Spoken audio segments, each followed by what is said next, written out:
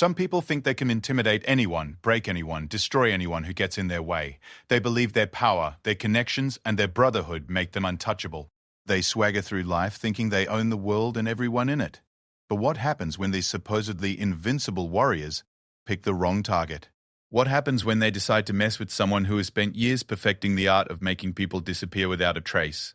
In the shadowy world of military special operations, reputation is everything. A single whispered word can end careers that took decades to build. One carefully placed piece of evidence can turn heroes into villains overnight. And sometimes, the person you least expect holds all the cards. This is the story of what happened when a group of elite Navy SEALs thought they could intimidate the wrong woman. They called her Ghost for good reason, but they were about to learn that some ghosts don't just haunt, they destroy everything you've ever worked for. They strung up an effigy to provoke her, thinking it was just a harmless prank. They had no idea they had just declared war on someone who had been collecting their secrets for years, waiting for the perfect moment to use them. What started as cruel mockery would end with destroyed careers, shattered reputations, and the kind of fall from grace that makes headlines around the world. Because when you test the ghost, you better be prepared for the consequences. Sarah Chen had learned to move through military bases like a shadow, long before anyone started calling her Ghost. As a civilian contractor specializing in cybersecurity and intelligence analysis, she existed in the spaces between official military hierarchy. Too valuable to dismiss, too civilian to fully trust, too quiet to notice until it was too late. The Naval Special Warfare Command base in Virginia Beach buzzed with the usual morning activity. As Sarah made her way to the intelligence center, her clearance badge swayed against her black blazer, the only sound she made as she walked past groups of sailors and officers who barely registered her presence. At 32, she had perfected the art of being simultaneously essential and invisible. The SEAL teams based here knew her only as the woman who showed up to their briefings with classified intelligence reports, spoke when spoken to, and disappeared afterward. They had no idea she had been quietly documenting every conversation, every boast, every careless admission they made when they thought no one important was listening. Commander Jake Morrison was holding court near the coffee station when Sarah entered the main briefing area.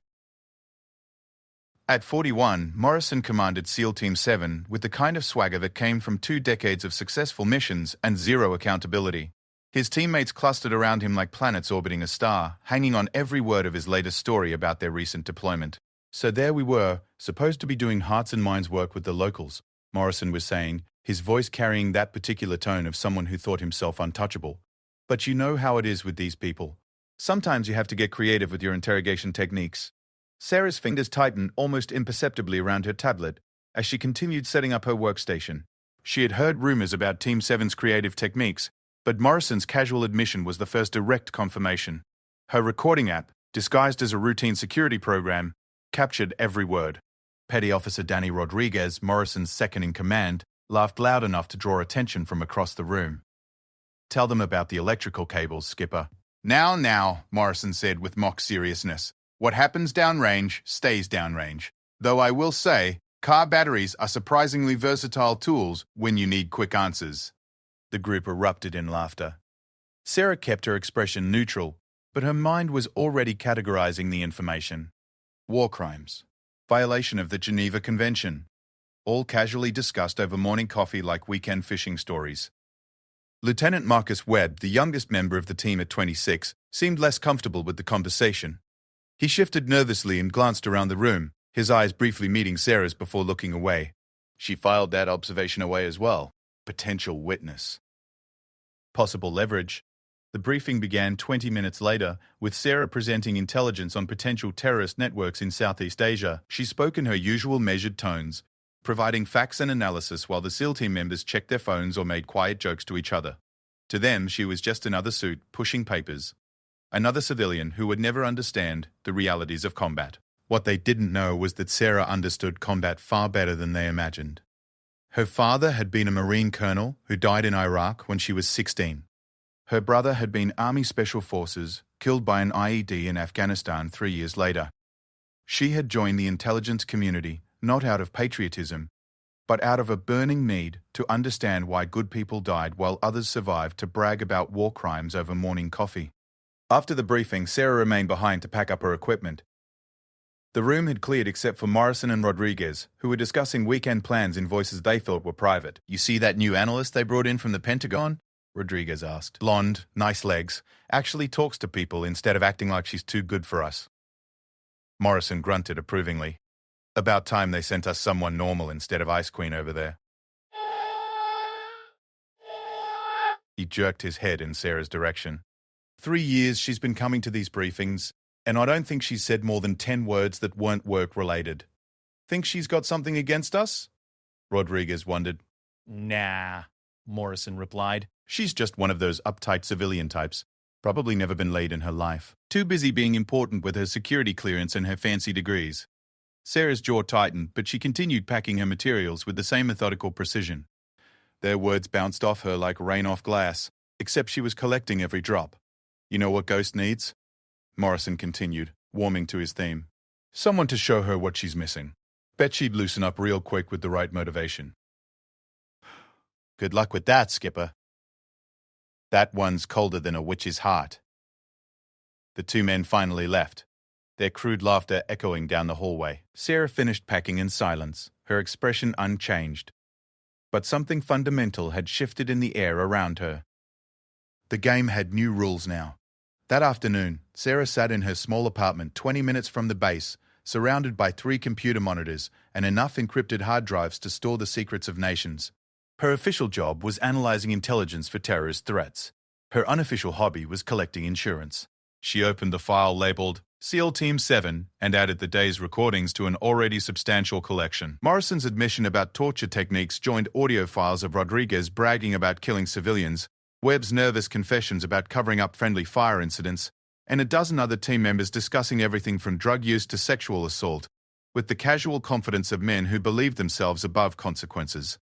Sarah had been patient, methodical, thorough.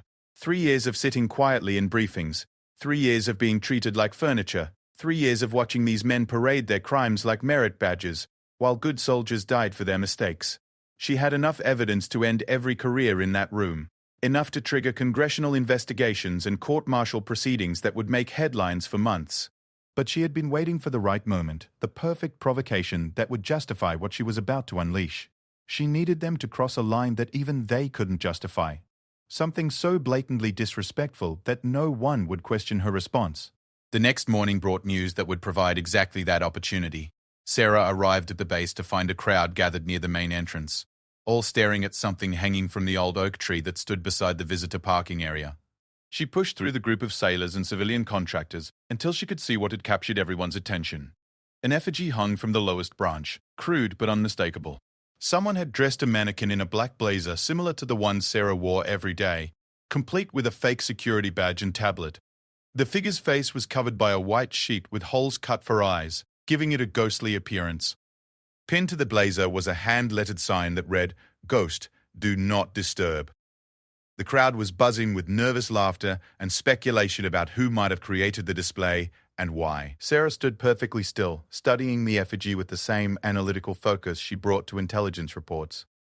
Behind her, she could hear Morrison's voice carrying over the crowd. "Come on, people, it's just a joke," he was saying. "Someone's got a sense of humor around here finally. Probably good for morale." Rodriguez's voice joined in. "Yeah, maybe Ghost will finally crack a smile when she sees it. Might be the most attention she's gotten in years." Sarah felt something cold and sharp crystallize in her chest. This wasn't random pranking. This was targeted intimidation designed to humiliate her and put her in her place. They had made it personal, which meant the gloves were finally off. She turned and walked back toward the intelligence center without saying a word to anyone. Behind her, she could hear Morrison organizing the removal of the effigy, his voice carrying clear satisfaction at what he obviously considered a successful psychological operation. What Morrison and his team didn't realize was that they had just crossed the only line Sarah had been waiting for them to cross. For 3 years, she had endured their casual disrespect, their crude comments, their assumption that she was powerless to respond. She had documented their crimes and waited for the perfect moment to destroy them. That moment had finally arrived. The ghost was about to become very, very real for SEAL Team 7, and they would discover that some hauntings don't end until everyone involved pays the price. Sarah spent the weekend in her apartment, surrounded by the soft glow of computer screens and the quiet hum of encrypted hard drives. She had transformed her spare bedroom into something that would have made NSA analysts envious. Every surface covered with monitors, servers, and communication equipment that officially didn't exist. The effigy incident had been the final piece of evidence she needed, not for the crimes themselves, but for the mindset behind them.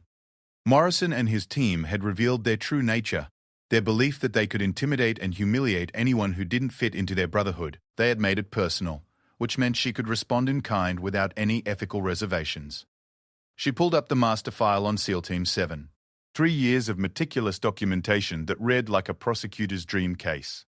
Audio recordings of war crimes discussions. Financial records showing unauthorized weapons sales. Communications logs revealing security breaches and classified information trading. Personal conduct reports that had been buried or ignored by sympathetic commanders. But Sarah's real weapon wasn't the evidence itself. It was her understanding of how modern military careers could be destroyed by the right information reaching the right people at the right time. She had spent years studying the interconnected web of military politics, congressional oversight, media relationships, and public opinion that determined which scandals disappeared and which ones ended careers. The key was simultaneous pressure from multiple directions. A single accusation could be denied or buried, but coordinated revelations across multiple platforms, combined with congressional interest and media attention, created the kind of unstoppable momentum that crushed everything in its path. Sarah began with Lieutenant Webb, the youngest and most vulnerable member of the team. His nervous behavior during the war crimes discussions had marked him as a potential weak link, someone who might be convinced to cooperate if approached correctly. She crafted an anonymous message to Webb's personal email account, nothing traceable, but containing enough specific details about recent operations to prove the sender had insider knowledge. The message was simple. I know about the electrical cables. I know about the civilians. I know you've been losing sleep over it.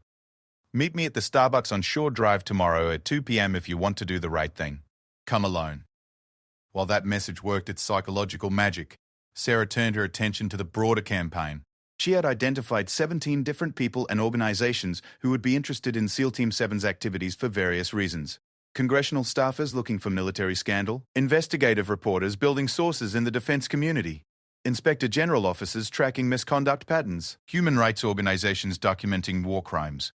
Each would receive carefully tailored information packages over the next week, delivered through channels that would prevent anyone from connecting the leaks to a single source. Sarah had learned from watching other whistleblowers make the mistake of going to one outlet or organization, making them easy to identify and discredit. Her approach would create the impression of multiple independent sources, all discovering the same problems simultaneously. Monday morning arrived grey and overcast, matching Sarah's mood as she prepared for what she expected to be her final normal day at the base. She dressed with extra care, choosing her most professional blazer and making sure her security badge was perfectly positioned. If Morrison and his team wanted to play psychological warfare, she would remind them what real professionalism looked like. The intelligence center buzzed with the usual pre-briefing activity when Sarah arrived. She set up her workstation with mechanical precision, aware that several SEAL team members were watching her more closely than usual. The effigy incident had apparently not satisfied their desire for entertainment at her expense. Morrison approached her desk just before the briefing began, his expression carrying what he probably thought was friendly authority, but came across as barely concealed hostility. "Morning, Sarah," he said, using her first name for what she realized was the first time in 3 years. "Hope you had a good weekend. Anything interesting happen around the base Friday that you might want to discuss?" Sarah looked up from her tablet with the same neutral expression she had perfected over years of dealing with aggressive personalities. "I'm sorry, Commander, but I'm not sure what you're referring to. Was there a security incident I should be aware of?" Morrison's smile tightened. "Oh, nothing serious. Just some creative decoration work on the old oak tree. Someone with artistic talent and a sense of humor. Thought you might have noticed." "I don't typically pay attention to landscaping changes," Sarah replied evenly. "Is there a security concern related to unauthorized access to base grounds?" The exchange was clearly not going the way Morrison had expected. His attempt to gauge her reaction to the intimidation tactic was meeting with professional indifference that made him look petty and unprofessional in front of his team. Rodriguez, apparently sensing his commander's frustration, decided to join the conversation. "Come on, Ghost, you had to see it. Your own personal scarecrow, right there by the main entrance. Pretty good likeness, too." Sarah's eyes shifted to Rodriguez with the kind of steady gaze that made experienced interrogators uncomfortable. Petty Officer Rodriguez, Are you informing me that you have specific knowledge about who was responsible for unauthorized displays on federal property? Because if so, I should probably include that information in my weekly security report. The question hung in the air like smoke from a fired weapon. Morrison realized that his subordinate had just admitted to either committing the act himself or having knowledge of who did. Either way, it was now officially a security incident that Sarah could legitimately investigate and report. Nobody's admitting to anything, Morrison said quickly. Just making conversation about something everyone noticed. No big deal. Of course, Sarah agreed.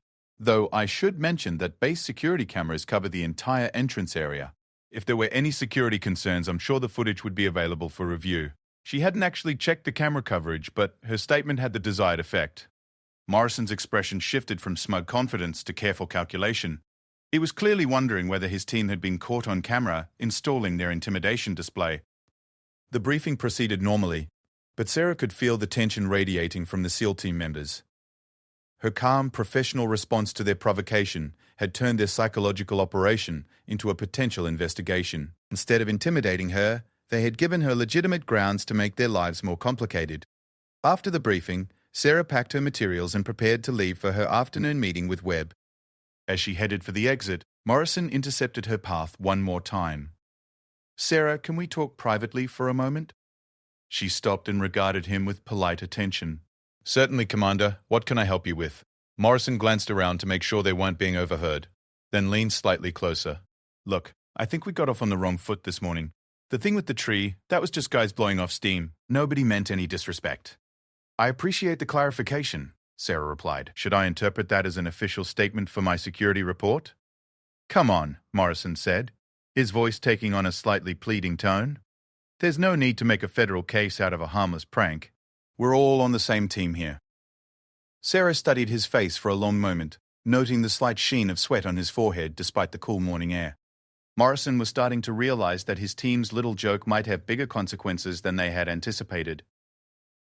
"Commander, I take base security very seriously," she said finally.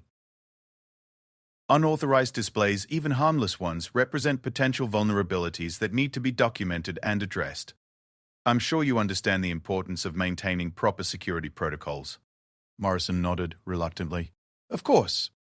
Security first, but maybe we could handle this internally, team to team, rather than involving outside agencies." The question revealed more than Morrison probably intended. He was worried about outside scrutiny, which suggested he had good reasons to avoid official attention. Sarah filed that concern away for future reference. "I'll include the incident in my routine security briefing," she said. "How it's handled after that depends on my supervisor's assessment of the security implications." With that diplomatic non-answer, Sarah headed for the exit, leaving Morrison to wonder exactly how much trouble his team might be in. She could feel his eyes following her as she walked away, but her expression remained as neutral as always. The Starbucks on Shore Drive was crowded with the usual afternoon mix of military personnel, contractors and civilians when Sarah arrived exactly at 2 p.m. She ordered a black coffee and selected a corner table with clear sightlines to all entrances. Habits developed during years of working in sensitive environments. Webb appeared 15 minutes later, looking like a man who hadn't slept well in days. He scanned the coffee shop nervously before spotting Sarah at her corner table.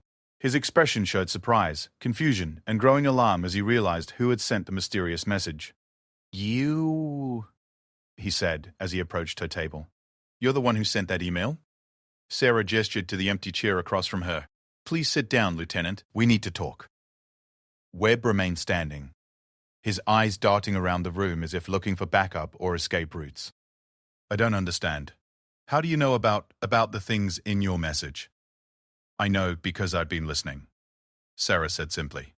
"For 3 years I've been sitting in briefings while your team discussed classified operations, personal conduct, and activities that violate multiple federal laws. I know about the electrical cables, Marcus. I know about the civilians your team killed and reported as enemy combatants. I know about the weapons your commander sells on the black market, and the classified information your teammates trade for personal favors." Webb's face went pale. He sank into the chair across from her, as if his legs had given out. "You can't prove any of that." Sarah reached into her briefcase and withdrew a slim tablet. She activated the screen and turned it toward Webb, showing a simple audio interface with dozens of labeled files. March 15th of this year, post-mission debriefing. You described using car batteries and electrical cables to interrogate 3 detainees who later died in custody. You expressed concerns about whether your actions constituted torture under international law. June 3rd, conversation with Petty Officer Rodriguez about covering up the death of 2 civilians during a raid that went wrong. You worried about what would happen if the International Criminal Court ever investigated your unit's activities. With each file she displayed, Webb seemed to shrink further into his chair. The weight of 3 years of documented evidence was crushing his composure like a hydraulic press. "What do you want?" he whispered. Sarah leaned forward slightly, her voice remaining calm and professional. "I want you to understand something, Marcus. Your career, your freedom, your entire future depends on decisions you make in the next few days. I have enough evidence to destroy everyone on your team, including you. But I'm not unreasonable." She paused to let that sink in. "You're the youngest member of Team 7. You've made mistakes, but you've also shown signs of conscience that your teammates lack. You have an opportunity to do the right thing before this situation becomes much worse for everyone involved." Webb's hands trembled slightly as he processed the implications of her words. "You're talking about testifying against my own team. They're my brothers. We've bled together, fought together. They hung an effigy of me from a tree." Sarah interrupted quietly. They thought it was funny to intimidate someone they considered powerless. They made jokes about teaching me what I was missing, about showing me my place. These are not men who respect loyalty, Marcus. They're bullies who happen to wear the uniform of heroes. The afternoon sunlight streaming through the coffee shop windows illuminated the conflict playing out across Webb's features. Sarah could see him weighing years of military brotherhood against his growing understanding that his teammates had crossed lines that couldn't be uncrossed. "I need time to think," he said finally. Sarah nodded and slid a business card across the table. "My personal number. You have 48 hours to decide whether you want to be part of the solution or part of the problem. After that, the choice gets made for you." As Webb left the coffee shop, Sarah remained at her corner table, sipping her coffee and watching him disappear into the afternoon crowd. Phase 1 of her operation was complete. Now she would find out whether Morrison and his team were smart enough to realize that their little psychological warfare game had awakened something much more dangerous than they had bargained for. Tuesday morning brought the first crack in Morrison's armor, though he didn't realize it yet. Sarah arrived at the base to find Webb waiting near her parking space, his face drawn with exhaustion and decision. He fell into step beside her as she walked toward the main building, his voice barely above a whisper. "I'll do it," he said without preamble. "I'll testify. I'll tell them everything." Sarah nodded calmly, though internally she felt a surge of satisfaction. "Smart choice, Marcus. Report to the Inspector General's office at Norfolk at 0900 tomorrow. Ask for Colonel Patricia Hayes. Tell her you're the source who contacted her office about war crimes in Naval Special Warfare Command." Webb stopped walking. "You already contacted the IG?"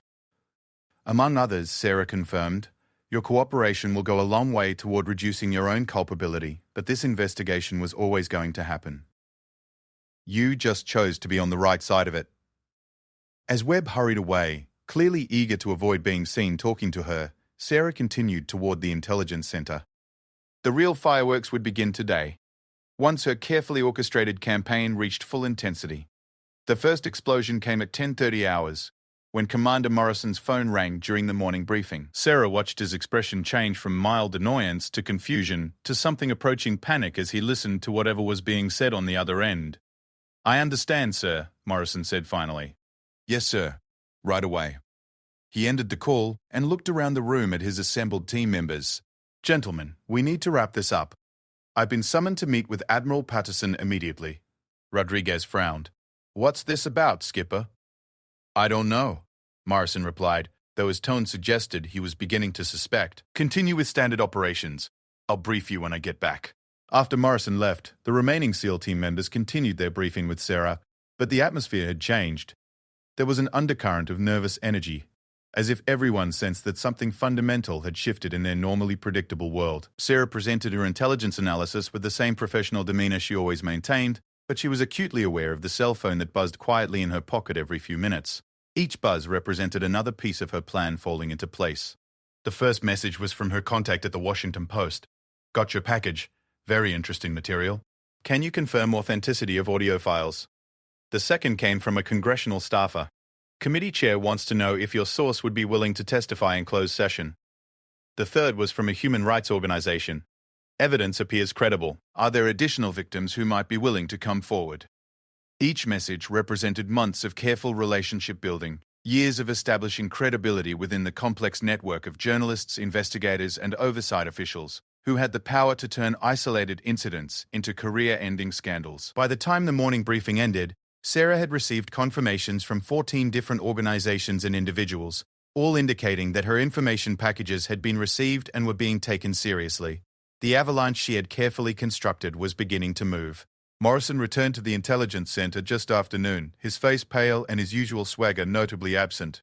He made no attempt to brief his team about his meeting with Admiral Patterson, instead withdrawing to a corner desk where he spent the next hour making increasingly agitated phone calls. Sarah couldn't hear the conversations, but Morrison's body language told the story clearly enough.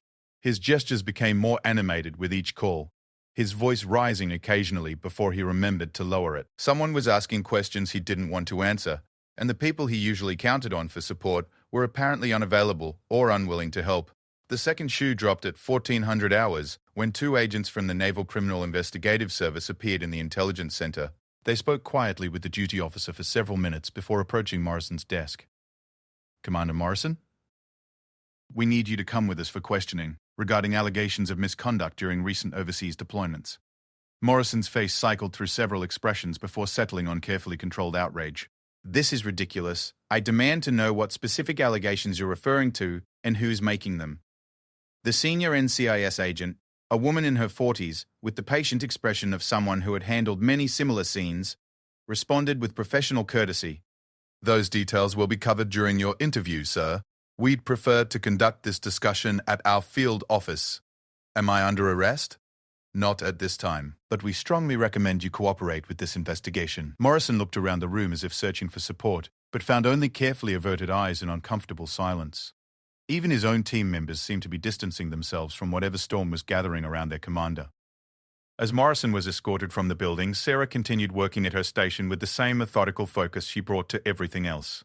But she was acutely aware of the nervous conversations breaking out around the room, the worried glances being exchanged between SEAL team members, and the growing realization that their world was about to change dramatically. Rodriguez approached her desk 20 minutes later, his usual cocky demeanor replaced by something approaching desperation.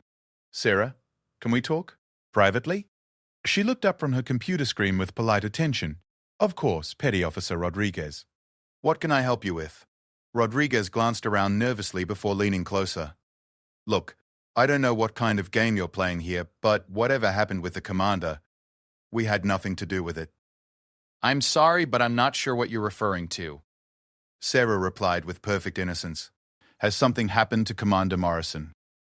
"Don't play dumb," Rodriguez snapped, then caught himself and lowered his voice. "NCIS doesn't just show up and start asking questions about war crimes unless someone's been talking." And the timing, right after that stupid thing with the tree, he trailed off, apparently realizing that he was confirming his own involvement in the effigy incident. Sarah made a mental note to include his admission in her evening report.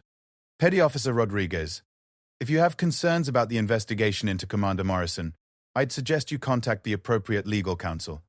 I'm just a civilian contractor who provides intelligence analysis." "Cut the act," Rodriguez said, his voice rising slightly. "You know something about this. Maybe you're even behind it.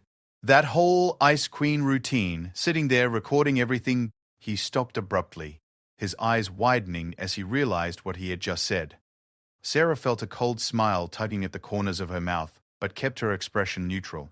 "Are you suggesting that I've been recording official briefings without authorization?" she asked quietly. "Because that would be a very serious accusation." "No, I just meant you always seem to know things. Pay attention to details."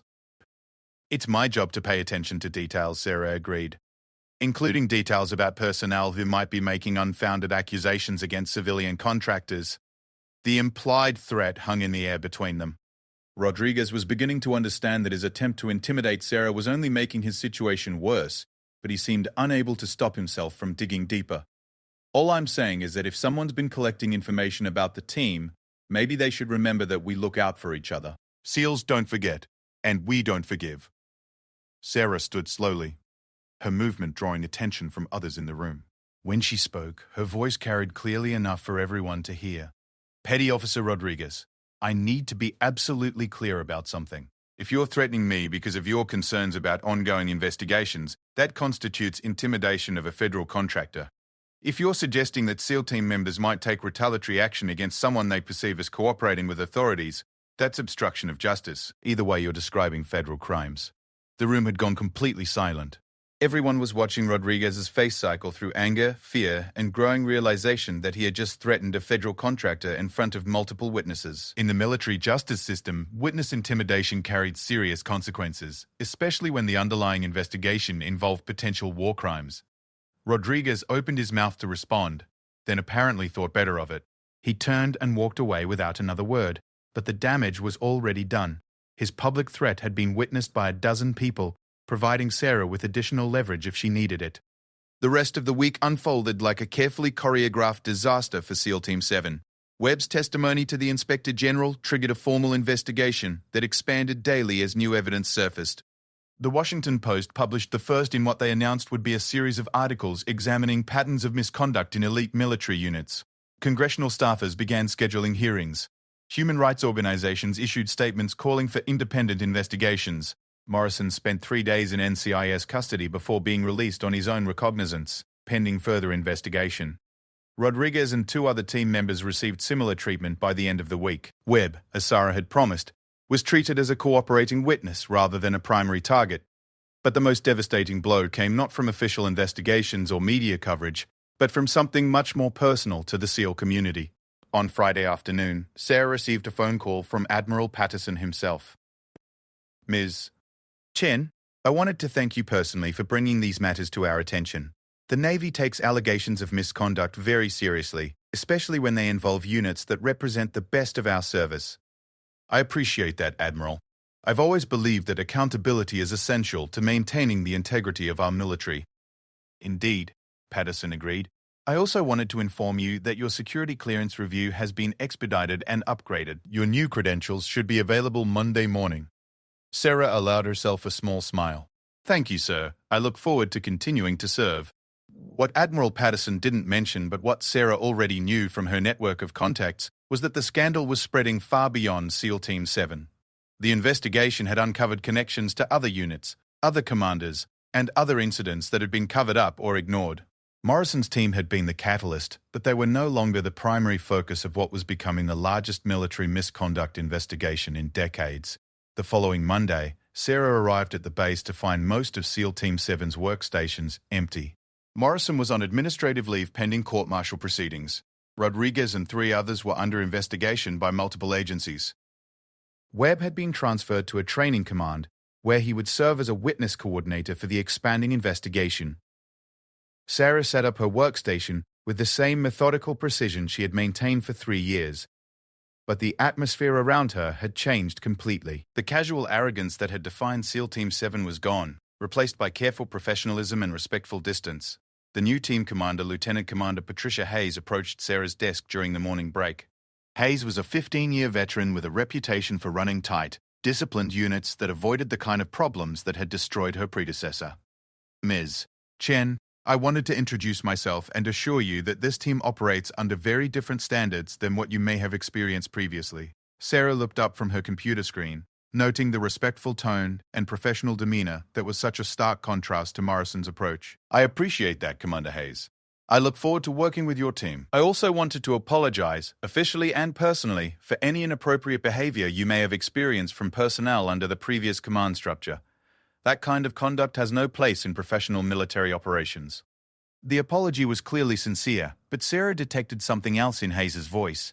A warning to anyone who might be listening that the new commander would not tolerate the kind of behavior that had brought down her predecessor. Apology accepted, Commander. I'm sure we'll have a very productive working relationship. As Hayes returned to her team, Sarah reflected on the transformation that had taken place over the past week. Morrison and his crew had thought they were dealing with a powerless civilian who would accept their intimidation and disrespect without consequences. They had believed their brotherhood made them untouchable, their credentials immune to challenge, their crimes safely buried under classification and unit loyalty. They had been wrong about all of it. The effigy hanging from the oak tree had been meant to put Sarah in her place, to remind her that she was an outsider who should know better than to challenge their authority. Instead, it had become the symbol of their downfall, the final provocation that turned years of careful documentation into a devastating campaign of professional destruction. Sarah had earned her nickname Ghost, not because she was quiet or invisible, but because she moved through their world collecting evidence, like a spirit gathering souls for judgment. And when the time came for that judgment, she had proven that ghosts could do much more than haunt. They could destroy everything their targets had spent lifetimes building. Morrison would face court-martial proceedings that would likely end with a dishonorable discharge and federal prison time. Rodriguez and his co-conspirators would follow similar paths, their military careers ending in disgrace and criminal conviction. The ripple effects would continue for months as investigators uncovered additional evidence and connected Team 7's crimes to broader patterns of misconduct throughout Naval Special Warfare Command. But perhaps the most satisfying outcome for Sarah was the transformation of the workplace culture around her.